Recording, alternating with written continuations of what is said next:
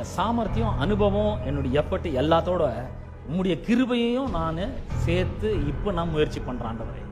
அப்படி சொல்லும்பொழுது அவங்க பார்த்தீங்கன்னா 6ஆம் வசனம் சொல்லுகிறது ஆங்கில வேதாந்தத்தில், when Peter and the men with him had done that, they caught so many fish that their nets were breaking. எப்படி இது நடக்குதுன்னா, அவர் அற்புதமான காரியத்தை அவர் செய்கிறார். அவருடைய வார்த்தையை கேட்கிறவர்களுக்கு, அவரை நம்புகிறவர்களுக்கு, அவரை விசுவாசிக்கிறவர்களுக்கு, அவருடைய கிருபையை நம்பி போறவர்களுக்கு அவர் தம்முடைய கிருபையை கொடுக்கிறாரு.